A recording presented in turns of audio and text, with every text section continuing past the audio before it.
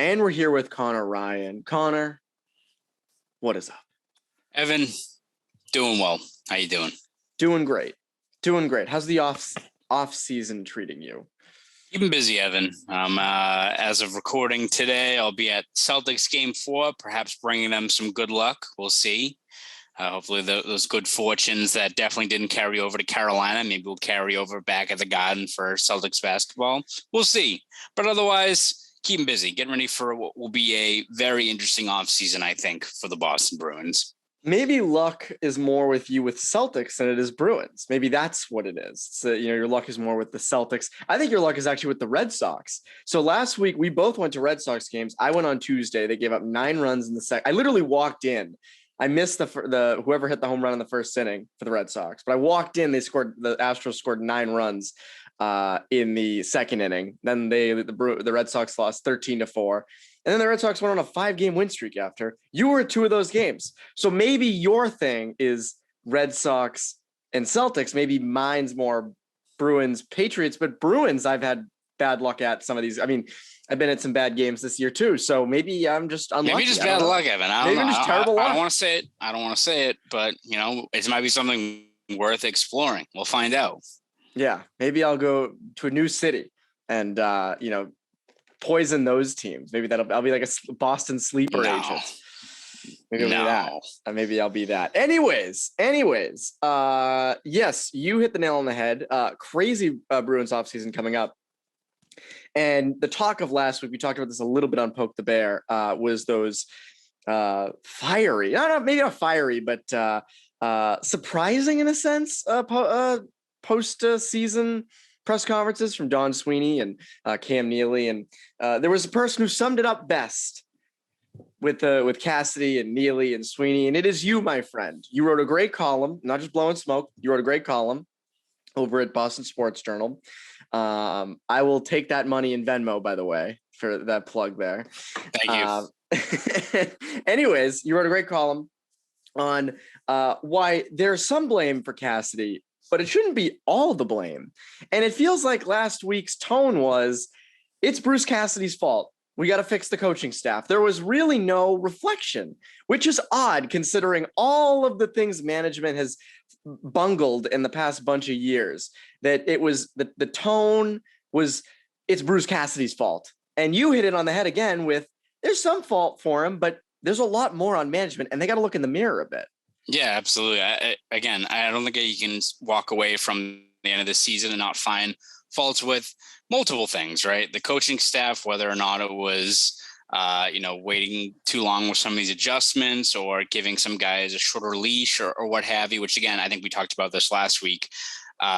Bruce Cassidy not giving a guy like Jack Sneaka extended stretch. I don't know, maybe Jack Sneaka is not really that good. So I'm sure we'll deal with that a little bit later on when we look at maybe prospects. But between that, though, the players themselves where guys not, living up to their end of the bargain in terms of playing out there on the ice. I mean, look at a guy like Craig Smith, who was given an out to be like, hey, I was banged up, which I think would probably make Bruins fans feel a lot better about how he was playing. If he was like, yeah, I've got shoulder and I got something else nagging, what have you. And like, all right, I tore both ACLs. Yeah, it made sense. Like to just be, it was, as expected in a series where you have 0 points, not gonna cut it, right? So between coaches, players, and then management, you would think that it'd be a little bit more, self-awareness or like, are they thinking that Bruins fans and media are just obtuse or not going to like pick up on the fact that in terms of doling out blame that it's going to fall on like just Bruce Cassidy and the way they played?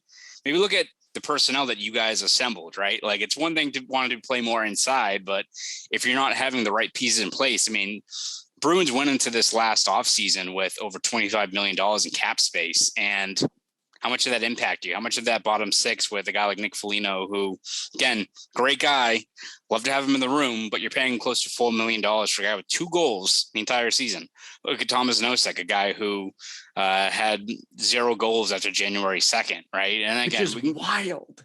And you can go down the list of whether it's other guys that they failed to sign, the fact that, again, they did, Cam Neely said that, what probably helped Sweeney keep his job is that they were playing well down the second half of the season and they had the Lindholm trade. Great trade. I think him and McAvoy together is going to be a very good pairing for the next hopefully 5+ years, right? Like helps you out quite a bit, but you also cleared cap space for a forward you didn't get. And as people, it's a thing that a lot of Bruins fans end up doing is if anyone scores against him in the playoffs, you're like, oh, they should have got that guy. I should have got that. And so like Max Domi, again, good example. I don't think he was the missing piece, right? I mean, the guy was really not that good for Carolina. Then happens to play very well in Game 7, right? Crazy how that works. Yeah. That being said, though, like just the need to acquire any sort of NHL talented, tier of player to round out that top 3 lines for you would have helped immensely. If it's especially whether it's, replacing a guy like Trent Frederick on that 3rd line, or maybe a guy that earns more looks up in the top 6, like the fact that most of the frustration seems to be coming from, directed towards the coaching staff, and whether that's underachievement or the system not working out in their favor. It's like, well, all right, did you want to play faster? Because like, isn't Foligno the guy that fits in there? Right? Or do you want to play more aggressively? Because is that what the team you've assembled is, that they were going to like be knocking heads around? That would really help with Carolina, right? Who will be skating laps around you, trying to like drop guys along the boards. Like, it's just, I don't know. Like I think it's more befuddlement and being like, really? In terms of like coming out of that presser, of not just being, if they were like, we've come up short, we're very disappointed, which was the common theme, and we need to make changes because again, it's multiple gears in place for what sets the team on the right path and what can derail it. If you can't acknowledge that management has a pretty significant role in that, in terms of not just this year, but the fact that they've yet to get themselves over the hump during these prime years of contention, I don't know what to tell you, Evan. Like it's the fact that you can't look in the mirror and notice that you have some hard truths to deal with, and a lot of it was of your doing. I don't know what to tell you. I think it says a lot that we can't sit here and name prospects aside from like Fabian Lysell who could jump into the top 6 next year, whether it be down the middle or on the wing. Like, as you said, Studnicka, are we confident that he can jump, elevate himself into the top 6? They've been saying that for 3 years now. That's never happened. So again, that is not really an edict on the coaching. That's more an edict on management. You got to get the right guys. And yes, Cassidy's got to give them room to breathe. I totally understand that. I agree with that. I think he needs to be better with that. But is the talent all that terrific? Again, guys like Trent Frederick and some others. Funny, you also mentioned in there that part of what helped Don keep his job was, the Bruins playing well in the final 3 months or whatever it was. Maybe Bruins fans would have hoped for some worse 3 months there.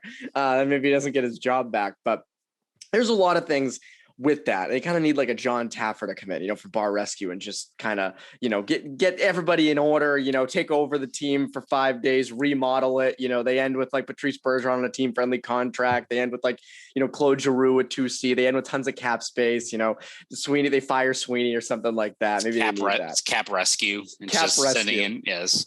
Shut it down. Shut it the hell down. This place is disgusting. I've been on a bar rescue binge lately. I don't know what it is. Maybe it's because it's the off season, but I am great so television. It's terrific television. They actually did 2 bars in Framingham. Oh God! Around here, margaritas. Margaritas. They should have done that. They did not do Margs. Margs was not part of the bar rescue hurricane that came through here. One of them actually was done around the Bruins 2011 playoffs. Well, that was like a storyline, and because the bar. I'm not going to name it because actually it's gone now, but that bar wanted to open for that game to get customers in, but the place was disgusting. And like John was like, you cannot serve people out of this bar. And it was like I think it was the Canadian series. So you mentioned it a bit right before we went on a little Taffer tirade. But cap rescue is kind of what the Bruins sort of need this offseason. And it's funny, we always mention who should they get? Who do they need? We mentioned free agents, Vinny Trocheck or Claude Giroux or even Philip Forsberg. And those are terrific options. But there is one thing that's standing in the way of getting those guys and getting certain players in here. And that is the cap, salary cap. The Bruins are not in a terrific cap situation, even when free agency hits. They do not have a ton because, again, if you want to re-sign Bergeron and sort of all these things factor into it. And that's why a guy like Curtis Lazar does not really seem like he's a fit here, given that he probably could go make a lot more and have a bigger role somewhere, unless they want to make him like a 3rd-line player. Then I would imagine, he might stay. He'll go the Nola Chari route and, go to a team, score like 20 goals in a season, and boom, it's done like that. But so it means you got to get creative. You got to get creative with this roster. And I think right now there are 6 contracts on the books.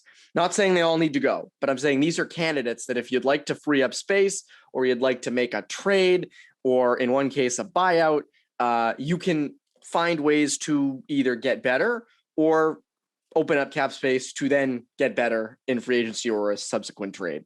So I think we both agree that Nick Foligno probably needs to get bought out. Again, great guy, but probably needs to get bought out. The number I did not write down. I think the cap hit would be 1.9 million next season, right. And it would be 900,000 the season after. So again, you're saving against the cap about half of his deal. That's worth it. Yeah. Again, like that is worth it. And it's a tough truth because again, awesome guy, leader in the room, just not a fit on the ice, especially with like where they're going. And and there's almost a part of me that thinks with Cam Neely saying they need to get between the dots more, that they're going to be like, he's needed here. We need a guy that has a hard nose for the net. And that would just be like, you're not going anywhere. Like that is a tough reality. They've not said that, by the way, but I would not be surprised if they came out and said it, especially with Neely's comments on power forwards. Speaking of power forwards, by the way, how about Milan Lucic and Mike Smith? Turning back the clock. Somewhere Ryan Miller was just breaking out into a cold sweat. He's sitting on his couch, just getting the flashback. Yeah, wasn't even watching the game. Just had all of a sudden, it was a flashback to his Buffalo days. Yeah, the ringing in the vintage ears. Vintage Lucic.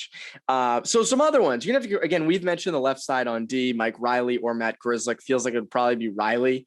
Grzelcyk's value's higher. His contract's a teeny bit higher, but I do think with the shoulder surgery and everything, that might kind of put him off the trade market, put Mike Riley on it more. But then there's 3 other contracts that I think are impactful players who you could get something for in a trade potentially, or, find a way to dump salary. And obviously there's Jake DeBrusk, right? At $4 million. This is a guy we've talked about literally for months. But then there's 2 others. And, so Kevin Paul DuPont on Twitter tweeted, that's a hell of a way to put it. He tweeted on, I believe the 21st. So like 2 days ago, if the Bruins have a shot at hunting for a number 1 or 2 center for impact today, I think it takes a DeBrusk Carlo package. Now, whether or not that does it, right? I'd have to think let's say it's Mark Scheifele, right? Let's say it's Scheifele. Let's take all stuff out. It's Mark Scheifele. If it was DeBrusk, Carlo, and a pick or a prospect for Scheifele, I have a tough time saying no to that. Oh, yeah. I mean, for a top 6 center, absolutely. Whether it's him or Dubois or anyone else, yeah, if that's what the return is. Because, again, DeBrusk is one where at this point, I think you're more or less accepting that he still wants to get moved. I think the only way he would stick with it is if Bergeron's back and they try to run it back a year. And, it's like, all right, if you want to be a good soldier once again, you're going to get your 25, potentially 30 goals if we guarantee you top 6 minutes. So I could see that happening, but Bergeron's not part of the equation, or even if he is, but DeBrusk is still adamant. I think at this point, Bruins fans are accepting that, DeBrusk in this short-term, bargain that he had with the Bruins lived up to what his end of the deal was, it elevated his value. And now it's either you getting draft capital for him? Like, could you get a low first round pick, 2 seconds for him? If you're doing like a kind of a hard reset, works out there. But if he's part of a bigger deal to get an impact player, that's absolutely, I think, worth it. And I think if it's DeBrusk and a pick, that's, I think, a pretty good foundation for if you really want to acquire a guy like a Scheifele or a Dubois. I think especially Dubois, I think, is a guy that makes a ton of sense in terms of his age and how he plays. I think it's quite a great way to, he's not a Bergeron, that's for sure, right? And anyone is. Connor Ryan says Patrice Bergeron is replaceable. Yes, no, did not say that. Don't cut this. But in terms of starting that new chapter, if you're kind of building around this next base of talent and a guy like Dubois, who's 23, has potential to be a 60, 70 point guy and plays, a very physical game. Guy that I think Bruins fans would love if he's here long-term as a top 6 fixture for your team. So yeah, DeBrusk in a first or DeBrusk in, I don't know. Like, I think Bruins fans are now hesitant now that I think they're cognizant of this. What about Carlo? Well, that's the thing is, like, I think maybe DeBrusk in a top prospect, but I don't know what Carlo is going to get you more or less, because again, I think Carlo has strengths to his game. I think you see it on the PK, what have you, but that contract if you're dealing like a top 6 guy, is Carlo with his, not just his injury history that you have to be very, afraid of, I think, if you're another team, but just his overall returns. It's not like he's a guy like Grzelcyk where, if you traded Grzelcyk and another team wanted to know what Grzelcyk is all about and they look at his underlying numbers and like, oh shit, this guy's great. Like, look at how good this guy is. Diamond in the rough kind of thing. Yeah, exactly. Like you look at Carlo's kind of overall style of play and just kind of the level he played at last year, especially. I don't know if that's a guy that another team really wants to acquire at that cost. If Carlo was signed for 2-3 years at $3.5 million, then you're like, all right, like he's gonna at the very least should be, health permitting, a fixture on our right side, whether it's second pairing or third pairing, could help out quite a bit. But I don't know, that contract I think makes it a little bit tougher to make him a viable trade piece, unless it's a team that's really infatuated with what he brings, which I don't know. If you're another team, wouldn't you rather get like, I don't know, a Forbert or like any, like the one of the many guys, like a Hakanpää last year, like a big bodied right shot guy that you don't have to necessarily deal for in order to get, and don't have the risk of that contract that comes with them. And it's not even that guys like Brandon Carlo grow on trees. It's more that they are easy to find at cheaper costs. Yeah. And I think that's, again, 4.1 million, I believe, through 2027 with Brandon Carlo, which that was last offseason. That, again, at the time was like, oh, it's not terrible. It's not the greatest, but, you expected him to kind of elevate his game, especially this year. And that didn't happen at all. Right. Like that's sort of the issue. But again, teams never cease to amaze us with how dumb they can be with contracts and I don't want to say reckless, but just kind of dopey with contracts. And you see the Canucks are a good example of that. And the Canucks have JT Miller. And maybe that's an option where they say, hey, we want another big shutdown defenseman with not a great contract. I'm not going to put Carlo on the level of like OEL. It's not even like remotely close. Yeah. Because again, I think there's still faith that Carlo could potentially turn it around, especially given his game. It's not like you're expecting 50 points. You're just expecting, can you play strong defense? Can you break the puck out a few times a game? Like, can you just be steady and not, miss your guys in front of the net and, grab the wrong guy in the D zone or anything like that. So that's another option. The Canucks, again, that's Western Canada. That's maybe DeBrusk territory. Whereas, I know his family's from Edmonton, but it's close enough. It's closer than Boston. So maybe that's an option. So again, but if you did find a way to unload DeBrusk and Carlo and you got something back, that's 8.1 million off the books. Like that is a way to free up that cap, which again, big deal because you can either sign someone, you could maybe trade for someone in return. Another option, and this one I don't see as clearly as to why you would trade him. Fluto Shinzawa wrote about this in like a mailbag for The Athletic, where he brought up the idea of trading Craig Smith. Again, Craig Smith comes with a $3.1 million cap hit for the next 2 seasons. I look at Craig Smith, and we've both liked him in his time here. Even, he's always kind of had that potential, and he's shown it a fair amount. Not as much this year, definitely streaky at times, but he's a guy who would free up money, but I don't know what you're getting back for him. And I also think you need reliable depth scorers. And that's a guy who, even though he was invisible against Carolina, if I had to put a bet on it, if they were to do another playoff series and he was fully healthy, I'd have a tough time believing he would have, 0 points again. I think he's a guy who kind of can provide that scoring. Yeah, I think it's all going to come down to that situation based on what, how ambitious maybe is the word of how the Bruins are going to tackle this offseason. If they're really trying to clear house and, start a youth movement and you think that, all right, at this point, we're not going to be, Bergeron's not back. We're not going to vie for a cup. We're going to try to acquire Dubois, what have you, and build it on this next group of players. And whether that means giving a guy like Lysell more reps, or that bottom 6 having it instead of being Craig Smith, who, as you said, signed to a pretty good contract for a guy that at the very least, he can be streaky, but at the end of the year, you're expecting 15 goals, 35 points, 40 points. Like in terms of what his value is, that's kind of what he's been for a decade now. So it's probably money well spent there, at least when compared to, let's say, like a Foligno or what have you. But if you're the Bruins and you're really starting to, turn this roster over, then I could see it being a situation where, okay, at the very least, we're going to give guys like Steen or McLaughlin or Beecher or any of these other guys in the bottom 6 more of an extended look there. And if they work out, It's great. You saved a lot of money. You got a younger player under contract for a while. If they don't work out, give him a full year to give him a look and see if it worked out. And for sure now that you can look to that next wave of players like Harrison down the road or what have you. So I think that's going to depend. I think a guy like Smith or even like Holla, for example, like if they want to move these guys that are on, near the end of their deals, because I think Smith is up at the end of next year. I think he signed a 3-year deal. So a guy like him, a guy like Holla who has 1 year left, any of those guys that if you're really trying to uproot a lot of this roster around or away from that next generation of core talent like the McAvoys, Lindholms, Pasternak, obviously, then I think you could see them maybe moving a guy like Smith and just accommodating maybe more of a younger player just to see what you got there. Yeah, I mean, again, it comes down to like you mentioned last offseason earlier in this episode, and you mentioned how they had $25 million in space and spent it on basically depth pieces. That those depth areas that they put guys in should really ideally be filled by guys in your system, right? Like that's what that's what Tampa's done, except for when they went out and got Coleman and Goodrow at that point. But then they let those guys go when it came for payday, right? Those were just deadline acquisitions. But when it comes to like a full season, you should be developing your own guys and putting them on those third and fourth lines, not paying out the nose for people in the bottom six. Now, again, last year, it was the same thing. They needed depth scoring, and they thought, well, maybe we can go out and get depth scoring through the free agent market. Well, it didn't work again. So again, you got to utilize guys like Steen, McLaughlin, if you want to use Frederick again.